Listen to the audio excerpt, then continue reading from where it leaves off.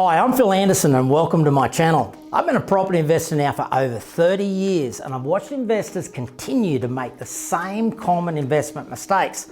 There's so many dirty tricks in the real estate industry and it's all caught up in a whole heap of sales hype. I want to cut through that sales hype and help investors avoid the common mistakes.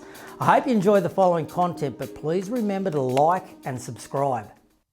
Welcome listeners and viewers across Australia. This is another episode of Street Smart Property Investing, where our big goal here is to protect property investors. And we feel pretty strongly that, over the years, the property industry, the real estate industry has done a great job of protecting the seller, but a pretty poor job of protecting the buyer. Someone had to step up and protect property investors in an unbiased way. There's so much self-serving sales advice out there.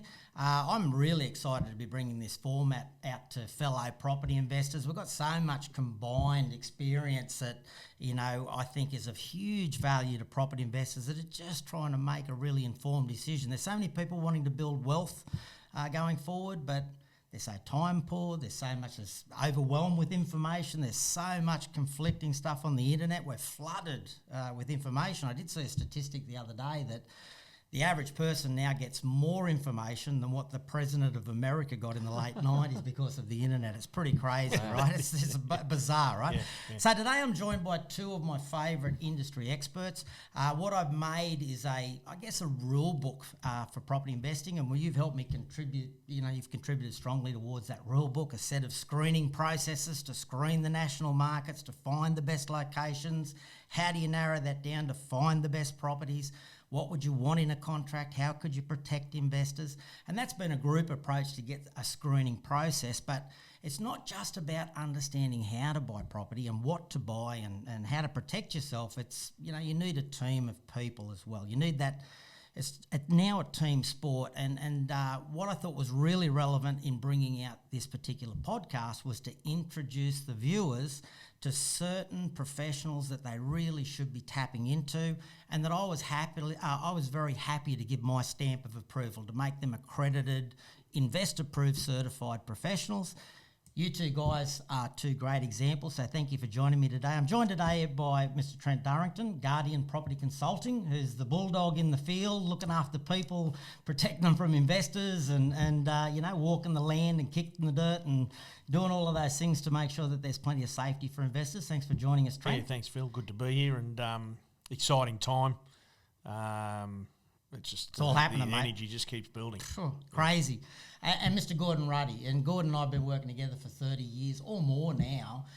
Gordon is one of the most trusted and highly, I think respected and loved property investment advisors in Australia today. And Gordon takes a real passionate approach to helping an investor understand what's the right strategy for them, what do you want to achieve? What would be the strategy that would help you achieve that goal? And then once they understand all those details, communicating with someone like Trent to go, where would we apply that? Where would we do that nationally? So it's for the viewers listening, I guess, it's like a buyer's agent that has access to all of Australia, and all of the stock, highly screened, highly protected, allowing them to make great investment decisions, but the cost is all passed back to the vendor. It's pretty special. Pretty special arrangement. So very exciting times, like you said, lots of energy building. Now, right out of the gates, there's a few things we're going to cover today. One of the big things today I really want to, focus on is one of the key elements that every investor should be focused on at the moment. We've been talking about it for weeks. We need to share it. It's a very important ingredient in every property you purchase at the moment in Australia. It's going to be a key thing for 2021. So it's something we've got to share. We'll cover that off in just a moment. We're also going to visit a market today. We're going to cross over live and have a talk to one of my favourite agents in Australia who's got his finger on the pulse in a very significant way. I think it is an underestimated property market, probably my favourite investment market in Australia at the moment, at least in the top three. And we're going to cross over and have a talk to him a little bit later. Straight off the bat though, mate, got a question for you. We know that there's been a lot of talk, a lot of hype about the fact that there's going to be pain for landlords. There's going to be a lot of pressure put on the Australian property market. And a lot of that the analysts believe would be because of the borders being shut. The immigration factor, that top up of whatever it was, 180,000 people a year or whatever that immigrate into Australia. And yet, now here we are towards, this point in time, now understanding that it's not happening. We're actually got 500,000 expats that have now moved home, tens of thousands that are applying to come home every single month, which seems to not only have negated that forecast, but actually put more pressure on stock levels around Australia. What are you experiencing, mate, from your perspective? Well, firsthand, mate, I've got a whole heap of mates that have lived overseas for the last couple of decades. Business people, bankers, prominent bankers. A couple of them I call wanker bankers. But, big income earners, big right? income, yeah. Big income. Flying That's probably why you call them wankers, mate. You've got a little bit of envy there, right? Well, they don't deny that. Are they happy with that tag? Okay, I get you. Flying around in private jets and whatnot, but Okay. they're moving home. I want to be a wanker banker, mate. They're moving, a couple from Hong Kong, one from Singapore. I was just showing Gordy a post this morning. Benny, his family's packed up on the way home. And I guess there's a couple of factors, not only COVID, but the pressure China's put on Hong Kong. So the big shift out of Hong Kong, a lot of expats there. Sure. I think the UK and Canada have opened their doors, but obviously Australia's closer as far as the time zones, and probably more desirable to live. So you're going to see a lot of those people out of Hong Kong flowing into Australia. So they got plenty of dough. Another one's come back from India. We ran into him in a cafe a few days ago. Yeah, true. And then so all up, there's probably half a dozen to 10 associates Just and mates personally. just personally that are moving home. Wow. So then you look at those people that are cashed up, coming back to jobs, international companies that they're not losing their jobs. Yeah. They're keeping their jobs, and they're now opening up satellite It's offices. interesting you say come back to jobs because, there's surprisingly the amount of people that are able to return home but retain a contract position with, and earn British pounds or whatever the currencies are because of just this remote working trend. Yeah. So if you think about what I know personally, it's tenfold out there of the professionals moving home. That was a Benny the other day? Benny, there's two Bennies. Benny's one Benny coming from Hong Kong and Benny. Two Bennies, right? Yeah, okay. So Benny, I remember when he mentioned he'd come back from India, from Mumbai. Yep. He kind of alluded to the fact, I think that he said that how hard it was to get back. That there's tens of thousands of people, kind of going through that process, and it's not that easy to get back. I remember him telling us how much the airfares were and a whole range of other things. Yeah. These aren't backpackers coming home. These are successful, established, contracted, business people or corporate people at some level that are now coming home, and after earning incomes in those other countries. They're coming back cashed up. They're coming back excited to be back in Australia. The eyes of the world are on Australia, that we are we're proving to be one of the safest countries. We've got AAA rated, economy. We've got, great health system. We've got this, perfect storm, it feels like. Yeah, no question. And there was some language around a hole coming, next year because of the shortfall of the 170, 80,000 immigrants coming. There's of those immigrants that come in each year, about up to 80% are students. Interesting. And those students come in and they first rent in the capital cities, specifically Sydney and Melbourne.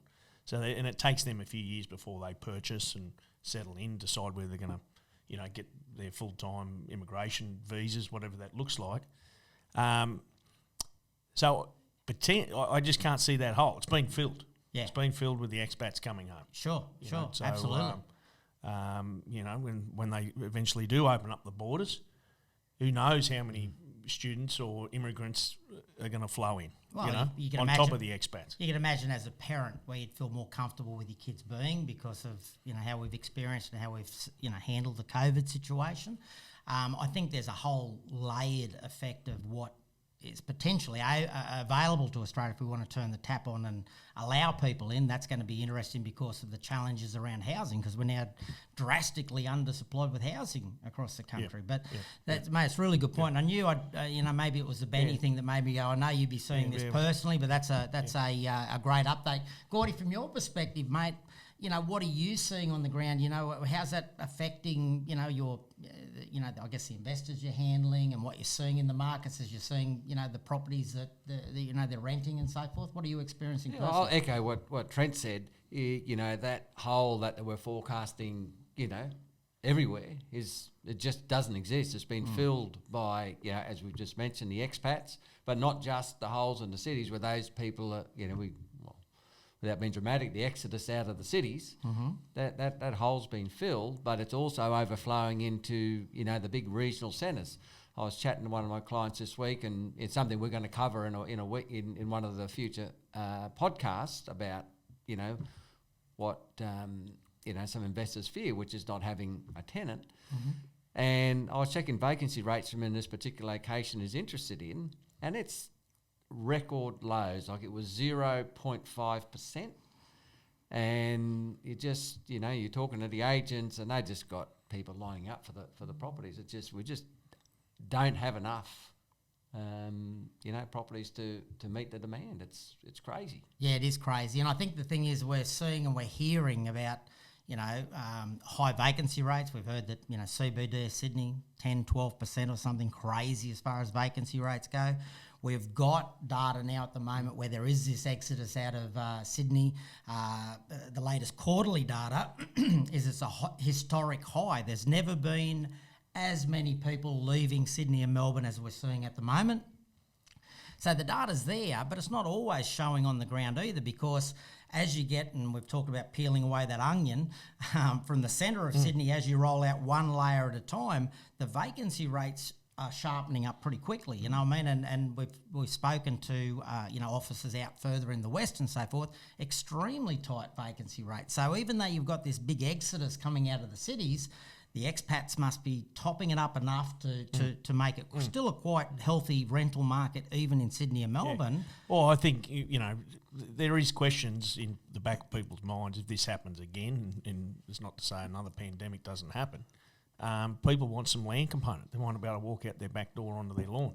Everything's changed. So, there is a shift, and so I still see, and it's my opinion, that there'll be a bloodbath in some Sydney and Melbourne apartment market, which will potentially create some good buying, but people still fundamentally are going to want to be able to get outside the house. They don't want to go on an elevator with 6 other people during a pandemic to walk their dog, whatever that means. Yeah, and it's not just about buying and thinking, have I bought at the bottom, or is it still going to go down? And can I get a tenant? Who's going to want to, who's going to fill those vacancy rates? Because we've seen areas, we've spoken about areas where we've seen them get up into those double-figure vacancy rates, and sometimes it can take years to come back to even a healthy balanced level. So very interesting times, but I think the big thing here is that those forecasts around the impact of the borders being closed, the immigration, cut off, dropping property prices, and landlords being faced with holding properties that would sit vacant. It just hasn't happened. It just hasn't happened in the market. No. So what I want to do next, I want to cross over to what I believe is one of the hottest markets. They're experiencing so many of the factors that we've already talked about already this morning, but I think it is one of the best positioned markets in Australia today. One of my personal favourites, and this particular gentleman, this particular gentleman has been a known and trusted associate of mine for 30 years. So let's cross over to Port Macquarie, to Tony Decker from LJ Hooker in Port Macquarie. Okay, guys, let's cross over, as I said, to probably my favourite investment market in Australia. I love what Port Macquarie offers. I love the momentum that it's, gathering at the moment. I think it's well deserved. The gentleman we're going to cross over to has been one of the standout, LJ Hooker principles, not just nationally, internationally, one of the top 10 agents, but a gentleman that I highly respect, a gentleman I've been dealing with personally now for many, many years. Let's cross over and talk to the principal of LJ Hooker, Mr. Tony Decker. Hey, Tony, how are you, mate? What a wonderful introduction. Oh, mate, I'm only just getting started. Appreciate started, mate. I didn't realise I was that high. Mate, that's the interesting thing about you, because I don't think you do. Really, I don't think you do, mate. Like you obviously you love Port Macquarie. You're obviously a big part of the community. Yeah. And, mate, you're so humble in the fact that you are a standout performer in the LJ Hooker network, which is a massive network. We're talking over 600 offices internationally. Yeah, you're right. Yeah, we actually I think we came 13th, which was just incredible. Is that right? Wonderful. And top 10 in overall income. So that's pretty good. Let me Port say Macquarie, what an underestimated market Port Macquarie is. Well, it is indeed. I've been saying this for a long time. I've been saying for many years, I've always felt that Port Macquarie has been undervalued, and I only compare it to two towns, and that's Coffs Harbour and Foster. Mm-hmm. Foster were getting much better prices than what we were. Wow. But all of a sudden, I think that has changed dramatically. We're really starting to see some good pricing. Properties.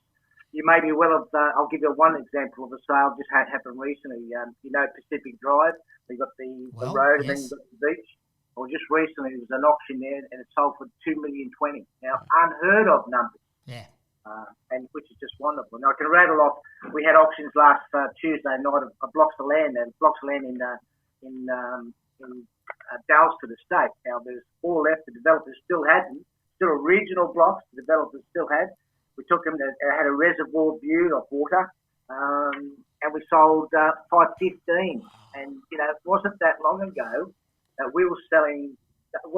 2 years ago, we'd be lucky to get 210, 220 for it. Yeah, no. And now they're 515 under the hammer. Wow. Unbelievable, mate. It's a really timely part of the conversation, because it is a big topic that we're talking about today, and we're going to steal a bit of thunder from our next section. But the reality is, we're going to talk about land and what land's doing in the Port Macquarie market. I'm hearing they're moving to like a ballot system for releases out at Sovereign Hills. I'm hearing they're crashing websites, mate, with interest. Well, you're right. Sovereign Hill, I believe they sold within 48 hours. But that was a database of buyers who wanted to get into the estate. Sure. We had 72 inquiries in 2 weeks. Wow. On these four blocks, and so I can see, and there's no more land available. I mean, we're running out of land. So anything that's close to the beach or in the east side of Port Macquarie is just absorbed. So you know what's going to happen now, don't you? Old houses are going to be knocked down and start again. Absolutely. How it goes. And there's not much density in Port Macquarie, really. You know what I mean? It is a lot. It's predominantly, freestanding homes, and it is a bit of a hourglass shape. You've got the kind of the city of Port Macquarie right on the coast and the mouth of the river, but then you've got that, the Oxley Highway going through to the other part of what is really the western suburbs of Port Macquarie, being Warhope. So you've kind of got this hourglass shape. It's very land, it's restricted because of the ecology. Yeah, the ecology and the other factors that very, very well, Trent. We've got a big interest in Port Macquarie. Yeah. It has been. Let's backtrack 30 years, mate. Bloody 30 years, mate, right? Like, and you were in the game. I was in the game. I was investing locally, right? Now, over the years, I've had dozens and dozens of properties in Port Macquarie. You guys have been pretty much for that whole time exclusively done the property management. I had a huge relationship with your office. I still, mate, I've sold properties, but I had a family home there up until, 5 or 6 years ago or something or other. You and Lawsy sold that property for me. At the time, it was a record sale price that you achieved for me in Port Macquarie. Thank you again for that opportunity too. I really appreciate it. Nah, mate, you guys were a standout in that regard. And the thing is that I found, mate, I bought properties at auction. I remember I bought one for my sister that you were the auctioneer at, mate. You've just always had this ability. Did he walk up the price on you? Mate, no, he the interesting thing is Tony just has the ability to extract the best out of everyone around him, but never look like he's, manipulating or doing whatever. He's just got that natural I don't know, mate, you got this flow, and I admire it because you're a very genuine guy. You never would do anything that wasn't the right thing to be doing by people, but you always achieve the best sales price. You create a great atmosphere at an auction. Mate, your team, like Gloria, your wife, and the team you have there do an amazing job at the property management side of things. Lawsy's like, mate, you know, he's solid, right? You know, he's ex-senior bank manager with National Australia Bank that now is part of Tony's team and has been for a long time. But, mate, you are the go-to guys in Port Macquarie. You want to watch his space with Lawsy. He's got some really good things happening. He may have shared with you that he's just been involved with a $8 million sale in Settlement Point Road. Wow.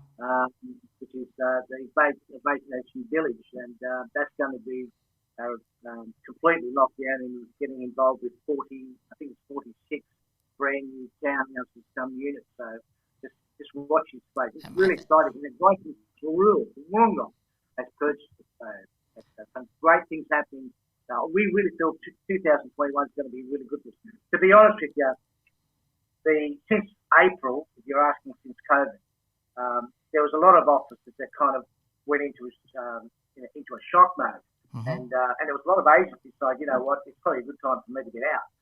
We as a team really sat here and said, well, okay, what are we going to do here now that COVID hit Port Macquarie? So we had to change everything. And the other thing we lost too, Phil, is we lost the domain paper, which you know is like a Bible. I did not know that, mate. I didn't know that. It's gone. It's gone. It's absolutely finished. So we're now... So Port News is gone. Completely gone. That is crazy. And you know, that was the Bible of Friday. Everybody would pick one up from the stand, go home. The old people used to love it. And now we're selling properties through websites. You know, wow. It's been incredible. So we have to change our whole business deal. And as a team... And the other thing we did so well too is we didn't have to lose, we haven't lost any staff. We kept all our staff on, and none of our staff worked from home, which was really good for us. So we've come through COVID extremely well. Yeah, good on you, mate. Good on you. Hey, Tony, I've got a question just around the example you used of 70 applicants for 4 blocks of land, 5 blocks of land. Are they locals, mate? Are they Sydney siders moving up? First, who are they? That is the best question you can ask me, because I actually, the auction was last Tuesday night, and I've got a list, there's a whole list here behind me on the board there, and I'll just, you might see it. Yeah, all those names. Sure, yeah. Anyway, so you're looking at about 60 inquiries. We registered 15 people on the night, and I was I thought, wow, and not one person was from out of town. They're all local. Wow. That was the interesting thing, mate. I had a coffee with Lawsy a couple of weekends ago. I visited Port Macquarie, sat down, had a coffee with Lawsy, and mate, he was telling me that how crazy it was. Right, he's trying to get me to list a few more properties and whatever. Right, so he said that he was trying to talk me into how liquid the market is at the moment. And what I was really blown away with was he was saying that, you know, so often properties don't even get to their first open house, that he gets a listing and people are trying to get them off the market before they get the open house. There's a real, I guess, knowledge locally that properties are moving that quickly. So people are coming to him, what we call buyer ready. They've got their finance organised. They know what they want. They're ready to act. They know they've got to act swiftly because the market's moving so quickly. And he said, because I was saying, so they're all flowing out of Sydney, because I know they are. Port Macquarie was the most searched postcode in Australia in October, right, on Domain. 270,000 individual searches for Port Macquarie postcode, the most searched postcode in Australia. And I was just expecting him to say, oh, mate, it's the flood out of Sydney is crazy. But he said, you know what, Phil? They're all local buyers. He said they're trying to get in because they know that this flow of people are coming into the market, and they're just trying to get, you know, into the market themselves before it's too late. And that was interesting. It also shows the strength, mate, of that local, you know, what they're thinking locally, the jobs, the strength of the local market, you know. Yeah. It was. We did have a house that just happened recently too, but the buyers are getting. They've changed their way of. They know that they have to see these properties before the first open home. So what they're doing is they're arranging inspections, say at, I know you've got, this is the language, we know that you've got an open house this Saturday at 10:30, okay? However, we are unable to come at 10:30. Is it possible for us to see it before the open house? And then what we do is that's okay. So, remember, we've got no paper now, so this is all website. So then I turn it around and say, well, okay, I know I've got an inspection there at 4 o'clock, so I'll put it on our website that there's going to be a viewing at 4 o'clock.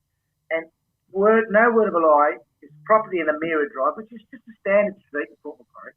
I put it on there. 11 people turned up. Wow.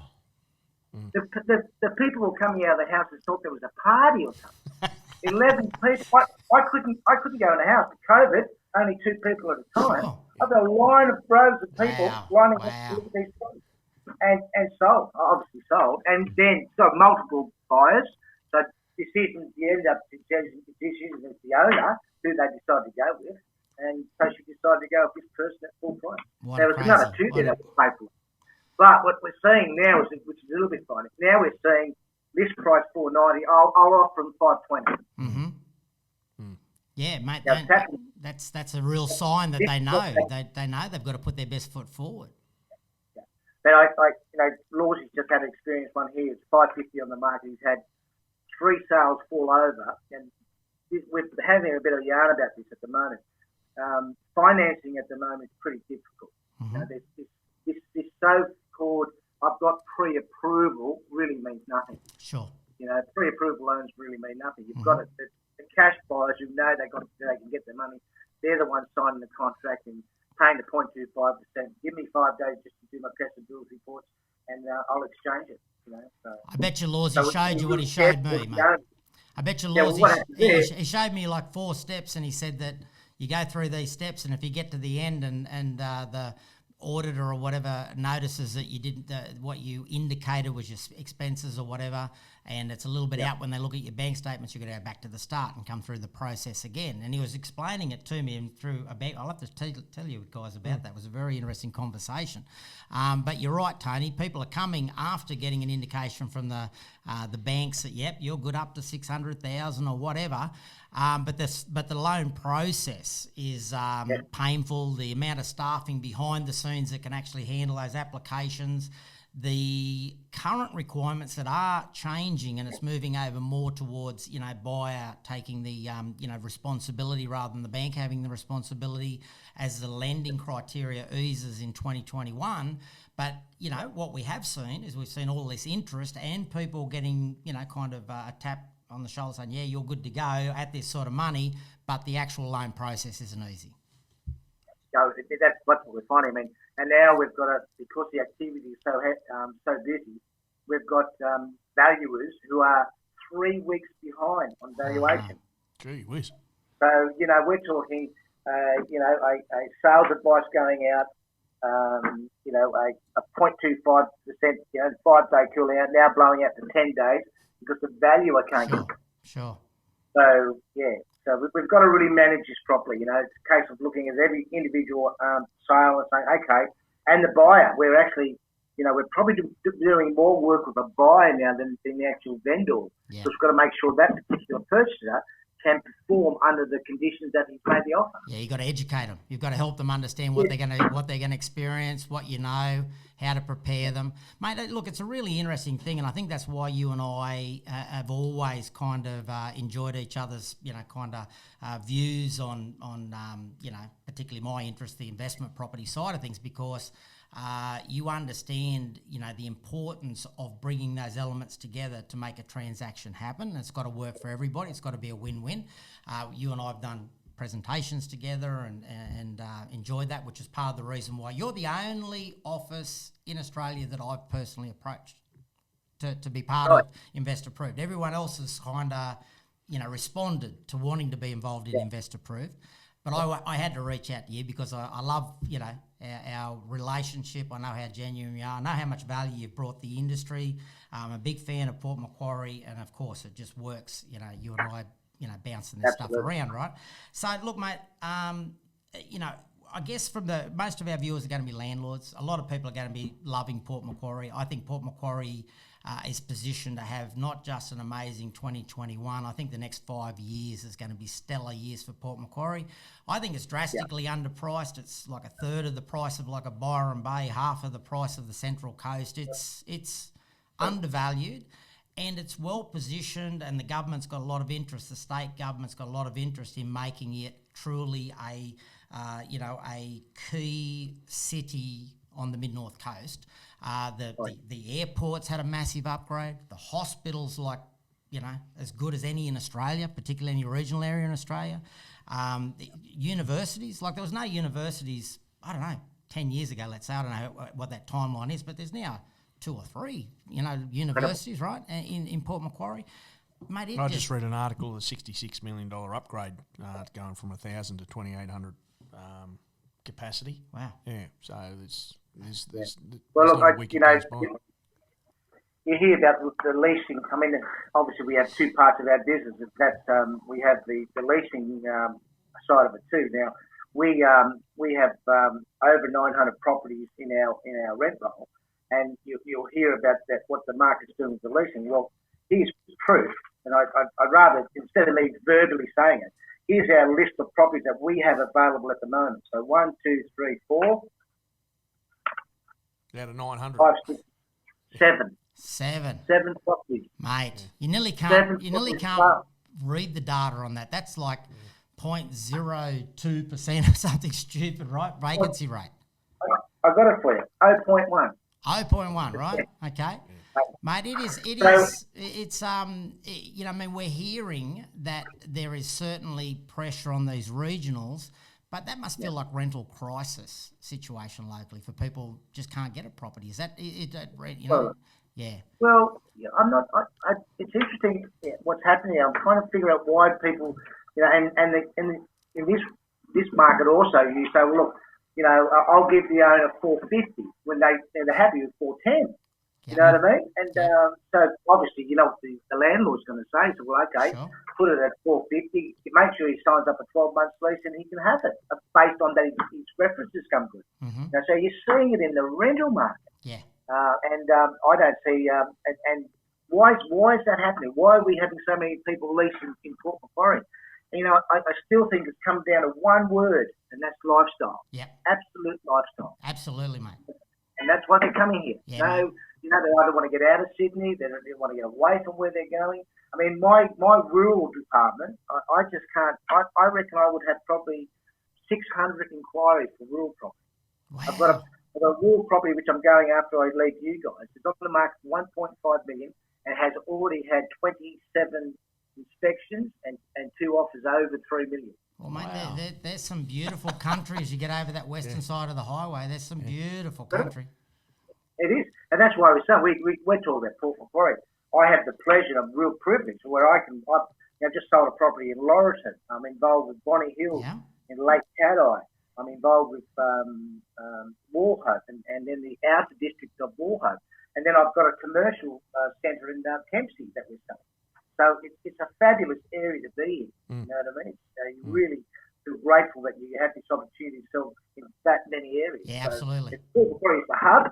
There's no question about it because we have, as you said earlier, we have the best medical system in all facilities. It's the hub.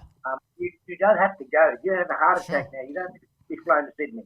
They'll put a stent in your ear. You know what I mean? Where 5 years ago, it didn't happen. So those professional people are coming here to Port Macquarie. My surgeon, I had a surgeon that just had the 2 knees done. A young surgeon who was operating in Sydney decided it's too much. I'm coming here to live. So we've got one of the finest surgeons in knee operations living here in Port Macquarie. Unbelievable, mate. It's unbelievable. You know what? A game changer probably amongst all the stuff that we've seen in recent years. I don't think there's been any single bigger game changer than that massive, $1 billion plus upgrade of the highway back to Sydney. That dual lane the whole way through. Because I can remember, 10, 15 years ago, it was a big trip to get to Sydney, right, from Port Macquarie. It was a big trip. It was a big day of driving and stuff. Now people can wake up in the morning, have a coffee, a bit of brekkie, drive to Sydney, be there by lunch, or vice versa. You know what I mean? It's like a comfortable 4.5 hour drive. You can relax. You're not thinking it's a notorious drive. It's just a relaxing, comfortable drive, which means all these baby boomers that are downsizing, flowing out of Sydney, and there's 5 million of them, Tony. Over the next 10 years, Port Macquarie, because of the airport, the lifestyle, the beaches, it's gorgeous. I did the coastal walk a few weekends ago, and I'm like, man, have a look at this. how scenic these little beaches are. It is crazy. I can't see how Port Macquarie isn't going to have a massive 2020, mate. This next 10-year run, I think the baby boomers are just going to spill in there. The grandkids are going to want to come for their holidays there. The parents can drive up for long weekends. I just think there's so many layers to Port Macquarie. Mm. Well, we're in the middle of the two biggest cities in Australia, Brisbane, Sydney. Yeah. We're right in the middle. Yeah. Now, I just went to the Gold Coast last week to visit Mum and Dad because of COVID, and the new highway, 4.5 hours. Isn't that from crazy? Broadbeach. That drive, mate. 4.5 from Broadbeach to Port. Tony drives a bit faster than us. I did drive 10 minutes. Goes, Well, it might have been 5 hours. hopefully there's no one sitting there doing the calculations. Go, oh, he's averaged 120 on that one. But you're right, mate. Well, that infrastructure was 4.6 billion, which is obviously just coming.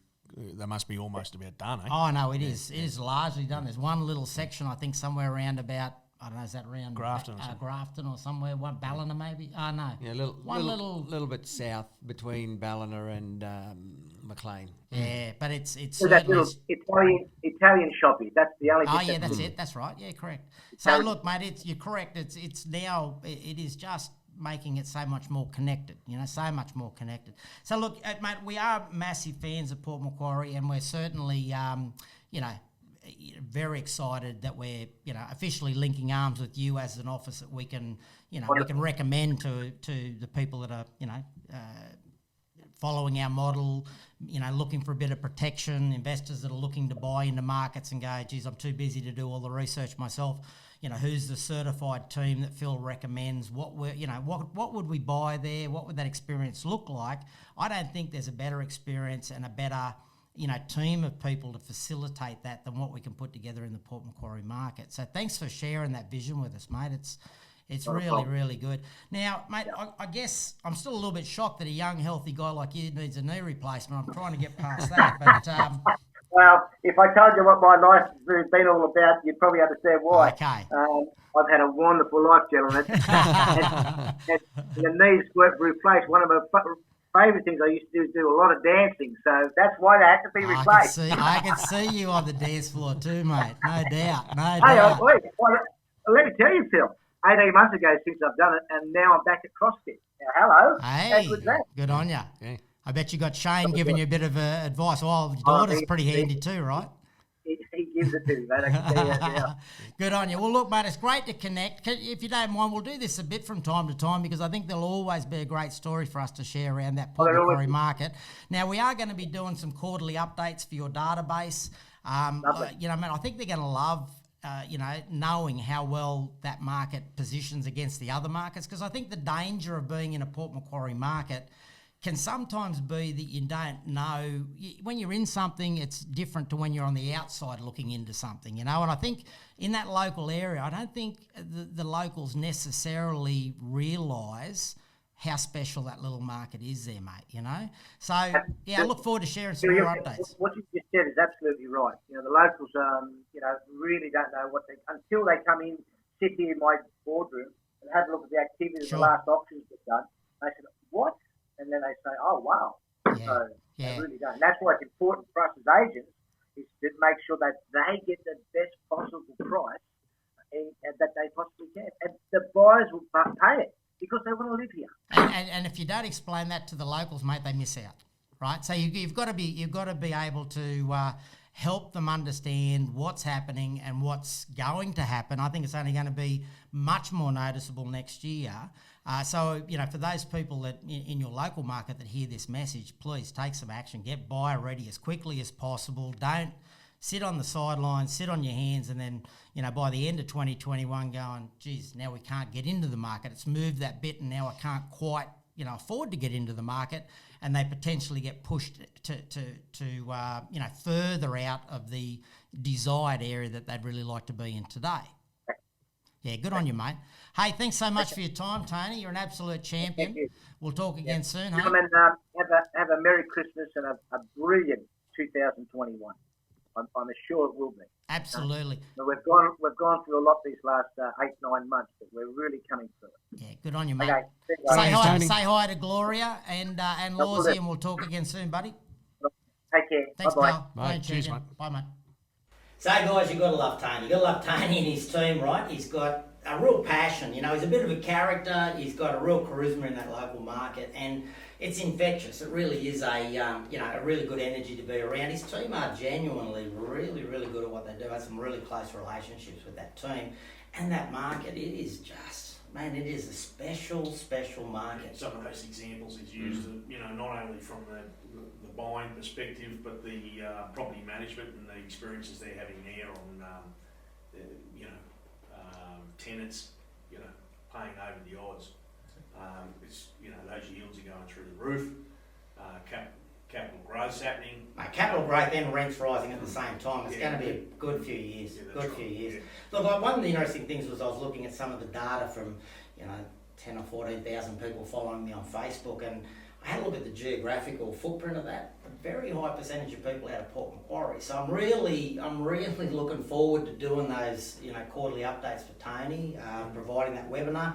For the people that are listening, and if you're not part of Tony's database, of course, make sure you get to Invest Approved as the website. Get the toolbox. I'll be promoting the webinar, the same format for the webinar. I'll deliver something personally to Tony's database and so forth. But if you're a listener and you're not part of his database, make sure you check out the toolbox on Invest Approved's website, and you'll get all the details for those updates as well on a quarterly basis. Guys, let's get to the main topic today. Let's get to that, because the big thing that I wanted to draw attention to today is that key component that we've been talking about now for months. We've been watching, and we've been seeing this clear winner of COVID-19, this part of the market sector that is the big winner of COVID-19.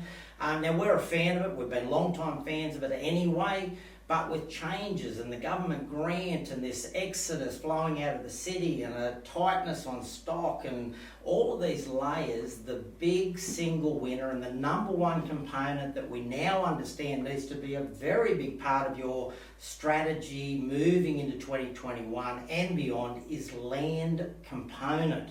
That land side of things, guys, it's spectacular at the moment. What are you seeing on the ground, mate?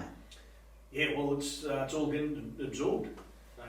If you use an example like Port Macquarie with Tony, and that area is restricted by a lot of environmental corridors. Mm-hmm. Obviously, Koala's a beautiful part of the country. You're on the ocean there, so there's only so many parts of that area you can develop. It's interesting because I think some city dwellers, this big, Sydney, Melbourne investors would think that, there's this abundance of land in regional Australia. It's just never ending. You're not going to have that upward pressure, but that's not the case in many of these areas. It's not the case. So, and what in supply and demand, it just drives prices. From a land component, we always, land's always appreciating. Yeah. The buildings are depreciating. We get tax benefits for that, for the house itself and for fixtures and fittings, but we don't get land goes up, right? We don't get the tax benefits for the land going up. Yeah, well, so that land component is very important. As far as our strategies, in purchasing the right investment property. Yeah, mate. Look, if you look at most sales, it really comes down to what's the land worth. You know what I mean? And then what's the now value of the property that sits on it. And it's the land value that is a real big, performer over the years ahead as to what, underpins that property growth. And some people don't, fully understand that because they don't get to see it as we see it. You're watching pipelines, mate, of what was going to be available land and what was, in the next 12, 18 months, 2 year pipelines get exhausted at the moment. Yeah, no, that's right. The councils will have to get on the hop, and they try to forward plan growth strategies, 10 to 15 years out. Granted, they may have blanket areas that are potential development areas, but a big part of the time, 50% of that land could potentially never be developed, even though it's in the strategy, purely because of infrastructure. You can't get sewer there, you may not have water there. So they've got to start moving pretty quick in all parts of Australia, really. No matter how quick the developers want to move, there's got to be the council infrastructure to be able to support it anyway. But you know, you hear me give credit to the banks and give credit to the federal government during COVID. The councils, local councils and governments and state governments are working hard too. They realise it. And, you know, all in all, I'm reading growth strategies and they're updating them, and they're all working hard and understand what's happening. Yeah. Well, we're seeing record land sales. We're seeing it get stripped out. We're now, you know, got some challenges because of that. But Gordy, what are you seeing, mate? What's your perspective on that situation? Well, land's always been a great, part of an investment strategy. There's only so many square metres of land that we can build on, and they're not making any more. They're not saying the oceans are going out; they're saying the oceans are coming in. So we're not going. Australia's not going to get any bigger. Let's not go there. That's another. Really, that's someone else's podcast. But you see apartment towers rise up, so very quickly you can create a potential oversupply in that market where it's near impossible to create that in house and land. You said it many times. When we see the 20 cranes in the sky, a lot of people get excited, but you and I go, For some people, there's some pain coming. Because it potentially can be very quickly be too many of them. But we just don't see that happening with house and land. So I think land is really, really key for a great investment strategy. 20 blocks of land is very different to 20 cranes, right? The property count becomes very different at the end of that process. So Trent, I guess what is going to be, how are you going to handle this, mate? Like, what I know you're calibrating, you're changing your strategy, you're hands-on working with land developers and builders and trying to source stock for property investors. And as this volume of inquiry level and excitement by property investors is rising, how are you going to manage it? Mate, it's just those relationships we talk about that we build, and them potentially looking after me before others. So having an allocation of some of the prime stock, and then when one of our investors put their hands up, I can quickly move. Sounds easy, it's never not. It might take. It is relationship oriented, phone calls and a bit of shuffling here, and granted, investors have got to move pretty quick to get or secure the right property. But I guess from my perspective, it's just been relationships, been able to lean on them in these times, and call in some favours, I guess. The exciting thing that I see is, of course, it's of huge value that we've got these deep, long, sort of developed relationships, and it's, your relationships are better than most, mate, really. But you're the relationship king, you've got this network, which is pretty amazing, right? But the reality is that what I also see from an investor's perspective is, if you can get into those estates, if you can get access to the, those people that and the people that, you've been doing business with for a long time, and those big players in those quality estates, when an investor gets into those markets going forward, there's going to be this huge percentage of owner-occupiers, which, above normal levels. It's going to be a pretty special opportunity for a property investor to be in that environment. Yeah, that's right. They're getting pushed out at the moment. Investors aren't allowed in, so it's just getting absorbed. We listened to Tony before.